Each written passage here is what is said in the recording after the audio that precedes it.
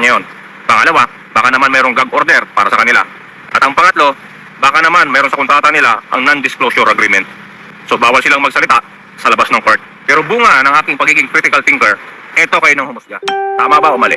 Mayroong moral obligation at may pagkukulang si Coach Jess. Kasi isipin nyo, pinadala niya sa Manila si Rene ng walang proper documentation. Ano ba yung proper documentation na yun? Hindi enroll, walang kontrata. Kung walang enrollment na nangyari at walang kontratang pinirmahan, so ang katayuan ni Rene is try out. Kung try out pa lang ang katayuan ni Rene sa Ateneo de Manila, bakit nandun siya sa hardcore training sa Dipakulaw? Yung hardcore training, yun ang tinatawag nilang team building. Pero hindi team building yun. It's a hardcore training. Water relay ang ginagawa nila doon at ang gumagawa niyan ay mga Navy SEAL. May gumagawa na rin ng mga athlete na mga ilan-ilan.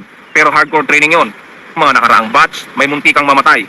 At ngayon, mayroon dalawang buhay na binawi. It's a hardcore training. Anong ginagawa ng isang tryout player doon? Pangalawa kong punto, walang lumulutang na manager ni Rene. Walang lumulutang na handler ni Rene.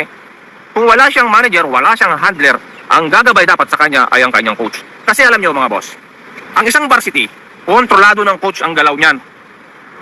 Inside the court, outside the court. Kasi kapag ikaw ay varsity, hindi ka nga pwedeng lumaro ng ligang labas. Halimbawa, varsity ka sa isang school.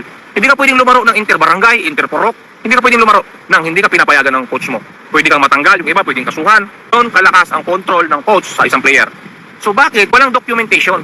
Ang nangyari is over-familiarization si coach. Ano ba yung over-familiarization? Parang tiwala, sobrang tiwala. Dahil siya ay coach ng Ateneo de Davao, tapos si Coach Tab ay coach ng Ateneo de Manila, sobrang taas ng respeto niya, ibinigay niya na lang yung player niya ng ganun-ganun na lang.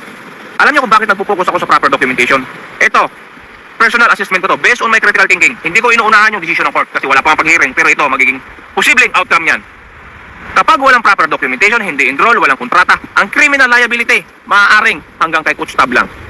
Kasi pwedeng i-deny ng Ateneo de Manila yan, yung pamunuan nila, pwedeng lang i-deny yan na alam namin na may activity doon ang Ateneo de Manila. Pero hindi namin alam na kasama si Rene kasi hindi siya kasama sa Alpha List o sa official team ng Ateneo.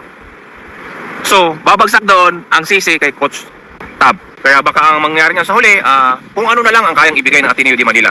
Hindi na sila mapipressure.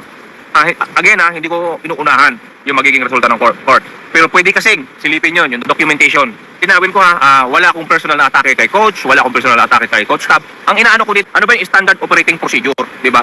Bibitawan mo yung player, walang handler, walang proper documentation, di ba?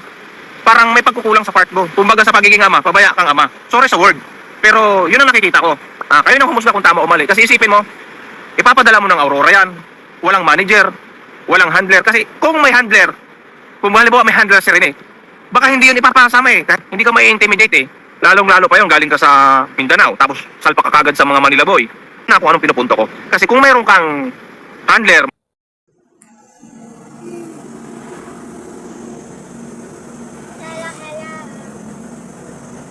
guys, si Angel, sorry na po. Madam, muna kung madam. Lumig double guys. Highway na po mi guys.